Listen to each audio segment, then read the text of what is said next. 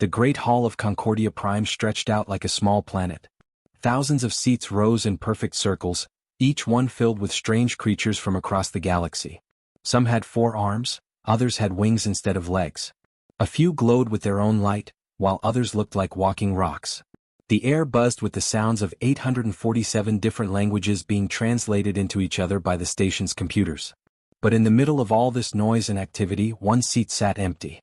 Admiral Lee Day sat in the observation deck above the main floor, watching the council meeting through thick glass.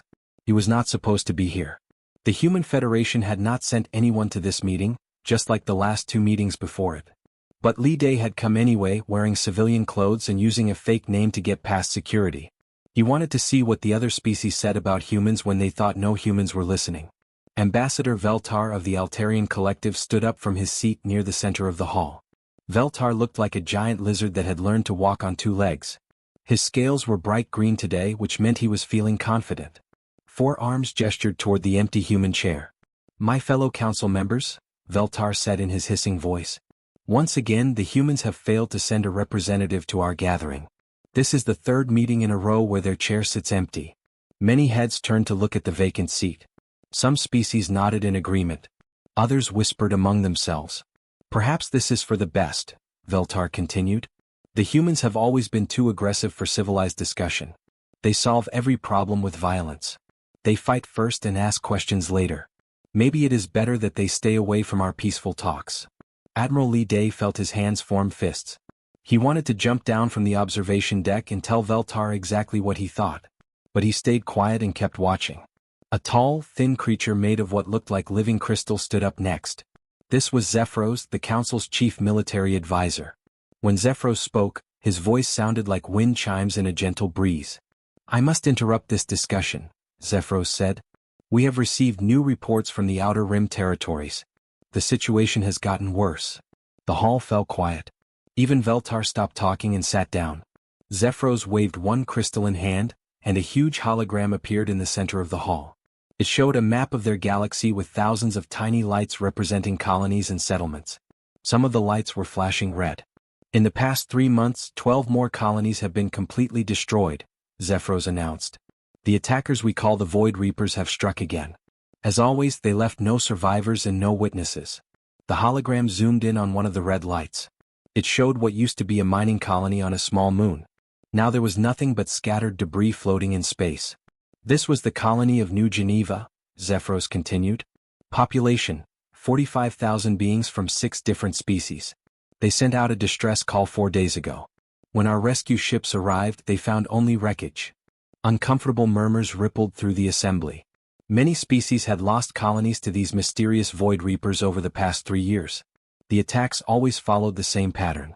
The colony would send a desperate call for help, then all communication would stop. When rescue ships finally arrived, they would find nothing but floating pieces of metal and plastic. No one had ever seen the attackers. No one knew what they wanted or where they came from. They appeared from empty space, destroyed everything, and vanished without a trace. A delegate from the Canine Republic, who looked exactly like a giant dog walking on his back legs, raised a paw to speak. "Honored Zephyros, what progress have our combined fleets made in tracking these Void Reapers?" Zephyros's crystal body dimmed slightly, which meant he was embarrassed. "I regret to report that we have made no progress at all. Our fastest ships cannot catch them. Our best sensors cannot detect them. Our strongest weapons cannot touch them because we never see them coming." The dog-like delegate's ears drooped. "Then how can we protect our people?" "We cannot," Zephyros admitted. "We can only hope they do not choose our worlds as their next targets." This answer did not satisfy anyone. Angry voices began shouting suggestions. Some wanted to build bigger weapons. Others wanted to hide their colonies better. A few suggested abandoning the Outer Rim completely and moving everyone closer to the galaxy's center where it might be safer. Above in the observation deck, Admiral Lee Day listened to all this arguing and felt sick to his stomach. These people had no idea how to fight a real enemy. They spent all their time talking and making committees and writing reports. When trouble came, they just hoped someone else would solve it for them. But the humans were different. When something threatened innocent people, humans did not form committees. They grabbed weapons and went hunting. Lee Day thought about the human fleets that had been patrolling the Outer Rim for months now, searching for clues about these Void Reapers. While the council sat here arguing, human soldiers were out in the dark space between stars, risking their lives to find answers. Veltar stood up again, his scales now flashing orange with excitement. Fellow delegates, I propose that we focus our discussion on more important matters than these outer rim attacks. The beings who live out there chose to settle in dangerous territory. They knew the risks. Several delegates hissed their disapproval, but Veltar ignored them. Instead, we should discuss trade regulations and territorial boundaries. These are civilized topics for civilized beings. Admiral Lee Day had heard enough.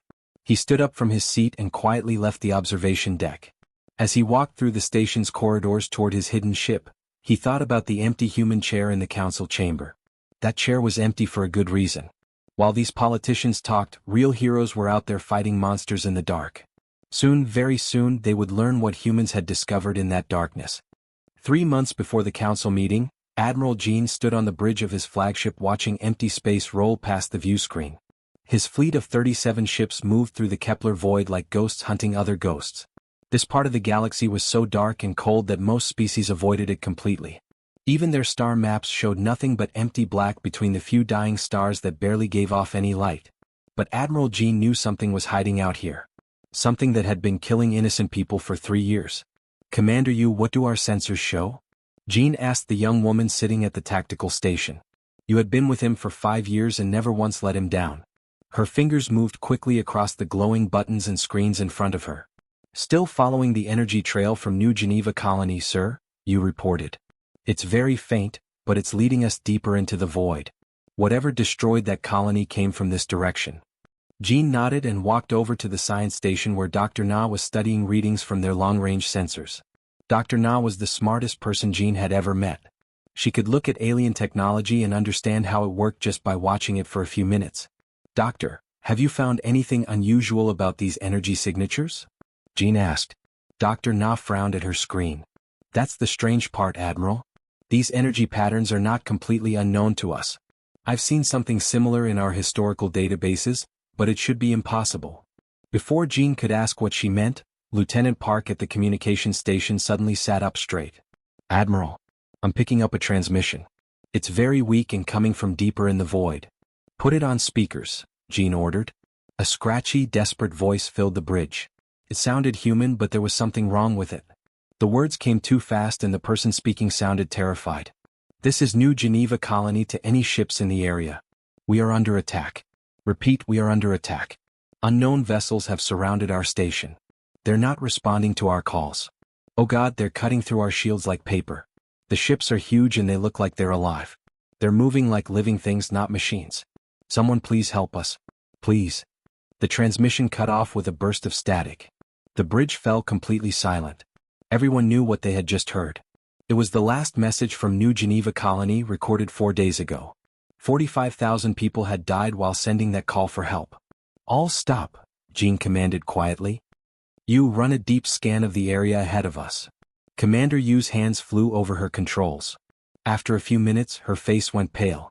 Admiral, you need to see this. She put her sensor readings on the main screen. Jean felt his heart stop beating for a moment. Floating in the darkness ahead of them were ships. Hundreds and hundreds of ships. They were enormous, each one the size of a small moon. But they didn't look like any ships Jean had ever seen before. These vessels looked alive. Their hulls curved and twisted like the bodies of giant sea creatures. Strange lights pulsed along their sides like heartbeats. They moved through space not like machines, but like hunting animals swimming through a dark ocean. Dr. Na, Jean said in a voice that was barely above a whisper. Tell me what we're looking at. Dr. Na stared at the screen for a long time before answering. When she finally spoke, her voice was shaking. Admiral, those are Harbinger ships. I'm certain of it. The biomechanical design, the energy signatures, everything matches our historical records. That's impossible, Commander Yu said. The Harbingers were destroyed in the First Galactic War. That was over 1,000 years ago. They're extinct. Apparently not, Dr. Na replied. It looks like some of them survived and have been hiding out here in the void all this time. Jean felt a cold weight settle in his stomach. Every child in the galaxy learned about the Harbingers in school. They were the monsters from the dark times, a species that believed all other life should be destroyed. The First Galactic War had been fought to stop them from wiping out every other intelligent species in the galaxy. Trillions had died in that war before the Harbingers were finally defeated. Or so everyone thought. How many ships are we looking at? Jean asked. You checked her readings again. I count at least 2,000 vessels, sir. Maybe more hiding behind the larger ones. And how many ships do we have? 37, sir. The math was simple and terrifying. Even if every human ship was a match for 10 Harbinger vessels, they would still be outnumbered 5-1. But Jean knew that these ancient enemy ships were probably much more advanced than anything humanity had built. Lieutenant Park suddenly grabbed his headset and listened carefully to something only he could hear. His face turned white as paper. Admiral, Park said in a voice that cracked with fear. I'm intercepting communications between the Harbinger ships. They're planning their next attack. Where? Jean demanded. The Centauri cluster, sir. They're planning to hit all 17 worlds at the same time. The attack begins in 6 days. Jean closed his eyes. The Centauri cluster was one of the most populated regions in the galaxy. 17 worlds with a total population of 2.3 billion beings from dozens of different species. If the Harbingers attacked there, it would be the greatest massacre in galactic history. Sir, Commander, you said quietly. What are your orders? Jean opened his eyes and looked around his bridge at the faces of his crew. These were good people, brave people who had followed him into this dark place to hunt monsters. Now they were staring at him and waiting for him to somehow find a way to save billions of lives with just 37 ships. Signal all vessels, Jean said. We're going to stop them. Sir, you said carefully. How do we fight 2,000 ships with 37? Jean smiled, but it was not a happy smile. We get their attention and make them chase us instead of heading for Centauri. We're going to be the bait. The emergency alarm screamed through every corridor of Concordia Prime Space Station. In the Great Council chamber, delegates from hundreds of worlds looked up in confusion as red warning lights flashed on the walls. They had been discussing trade agreements when the alarms started blaring. What is happening? Demanded Ambassador Veltar, his scales turning from green to orange with alarm.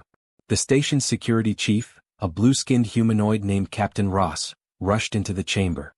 His normally calm face was twisted with worry and confusion. Honored delegates, Captain Ross announced, his voice echoing through the speakers. We have 37 unidentified ships approaching the station at high speed. They dropped out of faster-than-light travel without any warning or permission. The delegates began talking all at once, their voices creating a noise like angry insects. Some species stood up from their seats, ready to run. Others activated personal defense shields that glowed around their bodies. Are we under attack? Asked the dog-like delegate from the Canine Republic. I don't know, Captain Ross replied honestly. The ships are not responding to our calls. They're badly damaged and there's something else. What? Veltar hissed. Captain Ross hesitated before answering. The ships appear to be human vessels, but they look like they've been through a war. Their hulls are torn open in places and... He paused again, swallowing hard. And they're covered in what appears to be blood. A shocked silence fell over the chamber. Then everyone started talking at once, but much louder than before. Blood! Shrieked a small furry creature from the Pequod systems. Human ships covered in blood? I knew it, Veltar said, standing up and pointing one of his 4 arms toward the empty human chair. I always said the humans were too violent for civilized society. Now look what they've done. Through the great windows of the council chamber, the delegates could see the human fleet approaching. Even from this distance, it was clear that something terrible had happened to these ships. What should have been gleaming white hulls were instead streaked with dark red stains. Pieces of metal hung loose from their sides.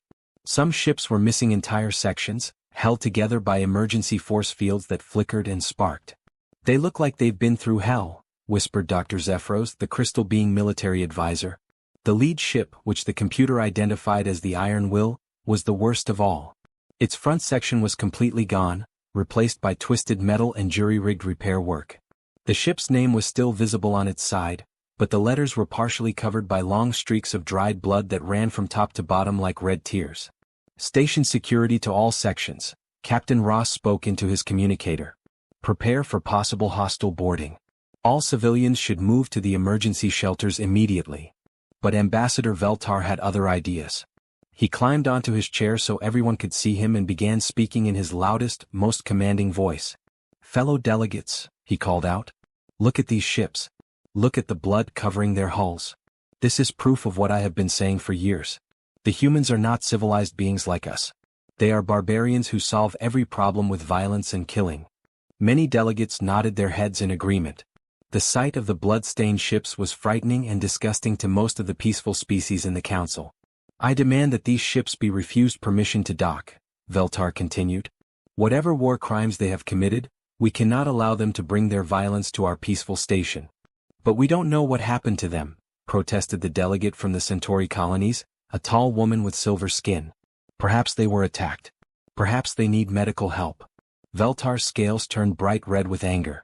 Look at those ships. No one gets covered in that much blood by being victims. They are clearly the attackers, not the attacked. I bet they have been raiding colonies on the outer rim. Captain Ross listened to his earpiece for a moment, then looked up with surprise. The human fleet is requesting immediate docking permission. They say they have urgent information about the Void Reaper attacks. I lie. Veltar shouted. They probably are the Void Reapers. Who else would have ships covered in the blood of their victims? More delegates began agreeing with Veltar. The evidence seemed clear to them. Human ships covered in blood could only mean one thing: the humans had been killing people. On the main screen they could see the bridge of the lead human ship. A man in a torn and bloody uniform was standing in front of the camera. His face was tired and sad, and his uniform was stained with the same red color as his ship's hull. Behind him, other humans moved around the damaged bridge, all of them covered in blood stains.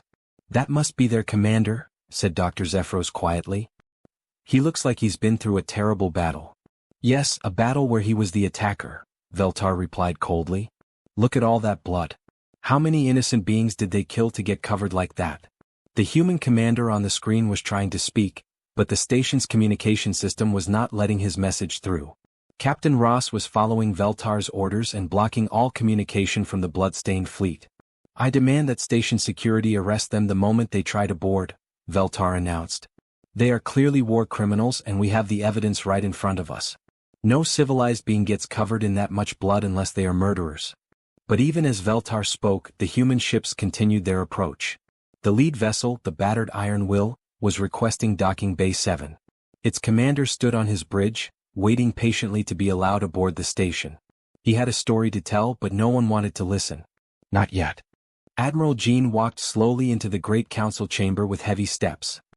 His boots made soft sounds on the smooth floor as hundreds of alien eyes watched him approach the center of the room. His uniform was torn in several places, and dark red stains covered the fabric from his shoulders down to his boots.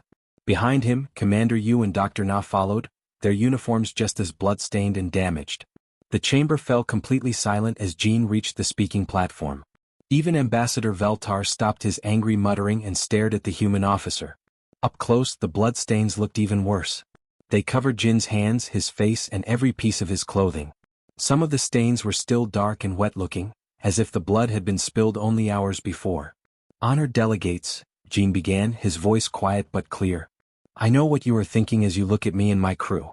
You see the blood on our uniforms and on our ships. You think you know what this blood means.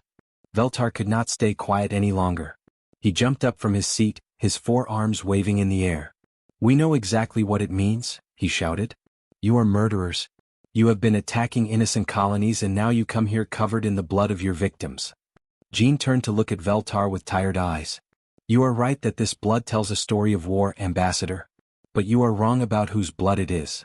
He pressed a button on a small device in his hand. Suddenly, a huge hologram appeared in the center of the chamber.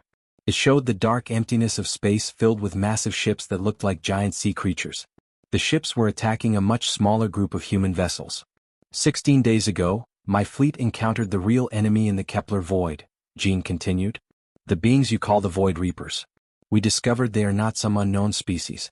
They are harbingers, survivors from the First Galactic War who have been hiding in the dark spaces between stars for 1,000 years. Gasps and frightened whispers rippled through the chamber. Every being in the galaxy knew about the harbingers from their history lessons.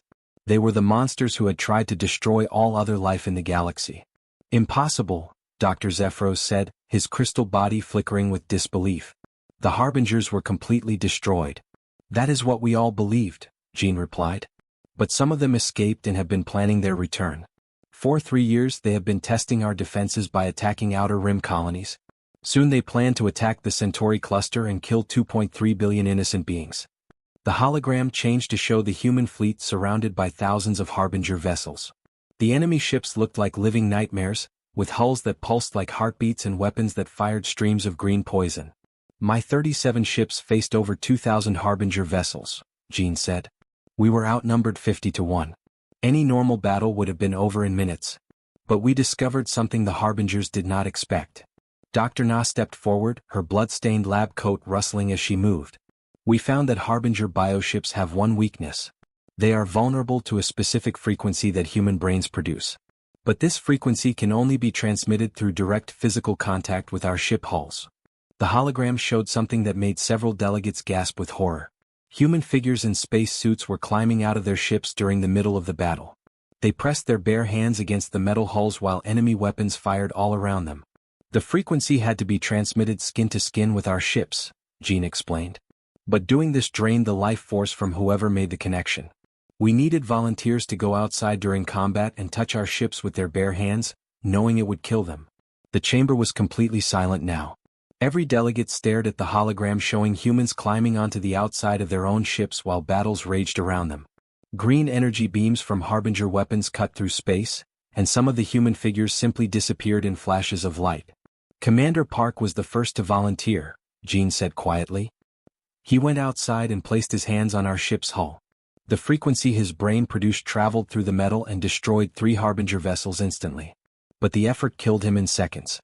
His blood froze on our hull the moment he died. More figures appeared in the hologram. Men and women leaving their ships to press their hands against the metal while their life force drained away. Each time one of them died, more Harbinger ships exploded and disappeared. Dr. Min volunteered next. Then Lieutenant Ko. Then Chief Engineer Pak. One by one, my crew members gave their lives to power our weapons. For 16 days we fought this battle. Every day, more of my people died to keep the Harbingers from reaching populated worlds. Jean looked down at his blood-stained hands. I was the last to make contact with our ship's hull. I felt my life being pulled out of my body and into the metal. I felt the deaths of all my crew members who had done this before me. But it worked. The last of the Harbinger fleet was destroyed. He looked up at the council with eyes that had seen too much death. The blood on our ships is not from our enemies, delegates. It is from our own heroes. 200,000 human beings died in that battle, and their blood is frozen on our hulls because they chose to sacrifice everything to protect strangers they had never met. Ambassador Veltar's scales had turned completely gray with shock. But how did the Harbingers survive for so long? How did they build such a large fleet without anyone knowing? Jean smiled, but it was not a kind smile. That is an excellent question, Ambassador. Perhaps you should ask the council members who have been secretly sending them money and supplies for the past 20 years. Admiral Jean pressed another button on his small device, and the hologram in the center of the council chamber changed completely. Instead of showing the space battle, it now displayed thousands of documents, bank records, and secret communications. The text was too small for most delegates to read, but the computer automatically began translating everything into their languages. While my people were dying to save your colonies, Jean said, we discovered something else in the Harbinger ships. They kept very detailed records of everything, including their business arrangements. Ambassador Veltar's forearms began shaking. His scales turned from gray to a sickly yellow color. What are you talking about? Jean walked closer to Veltar's section of the chamber. For the past 20 years, someone has been sending money, weapons, and supplies to the Harbinger survivors hiding in the void. Someone has been helping them build their fleet and plan their attacks. Someone wanted them to destroy the Outer Rim colonies. The hologram zoomed in on one particular document. It showed a bank transfer for millions of credits sent from an account registered to the Altarian Collective. The date was only 6 months ago, and Ambassador Veltar's personal signature was clearly visible at the bottom. No! Veltar screamed, jumping up from his seat. That is a lie. Those documents are fake. Are they? Jean asked calmly. Computer, please verify the authenticity of these records using standard galactic forensic protocols. The station's computer spoke in its emotionless voice. Analysis complete. All documents show genuine digital signatures and timestamps. Authentication confirmed at 99.7% accuracy. Veltar's scales began flashing between yellow and red in panic. I can explain everything. The Harbingers contacted me years ago. They said they only wanted to remove some of the troublesome colonies that were causing problems for the Council. Troublesome? Dr. Na stepped forward, her blood-stained lab coat making her look like an angry ghost. You mean colonies full of species that disagreed with your policies? Colonies that wanted fair representation in the council? More documents appeared in the hologram. These showed communications between Veltar and several other council members. The messages talked about removing problematic elements and maintaining proper order in the galaxy. Jean read one of the messages out loud. The younger species are becoming too bold. They question our authority and demand changes to our traditional ways. Perhaps it is time to thin their numbers. The chamber erupted in chaos. Delegates from the younger species jumped up and began shouting at Veltar and his supporters. Some of the older, more established species looked shocked and ashamed. Others tried to quietly slip toward the exits. Council security, Jean called out. I recommend you arrest Ambassador Veltar and anyone else whose names appear in these communications before they try to escape. Security officers in heavy armor moved quickly through the chamber. They grabbed Veltar as he tried to run toward one of the side doors. His scales had turned completely white with terror. You cannot do this. Veltar screamed as the security officers put restraints on all four of his arms. I am a senior ambassador. I have diplomatic immunity. Captain Ross, the station's security chief, walked over to Veltar with a grim expression. Diplomatic immunity does not cover conspiracy to commit genocide, Ambassador. You are under arrest for war crimes. As more security officers arrested other conspirators, Jean turned to address the remaining delegates. The Harbinger threat is over, he announced. My fleet destroyed their ships and killed their leaders. But the damage they did with help from council members cannot be undone. He gestured toward the hologram, which now showed a list of all the colonies that had been destroyed over the past 3 years. 47 worlds wiped out. Over 3 million beings killed. All because certain members of this council wanted to maintain their power by eliminating anyone who disagreed with them.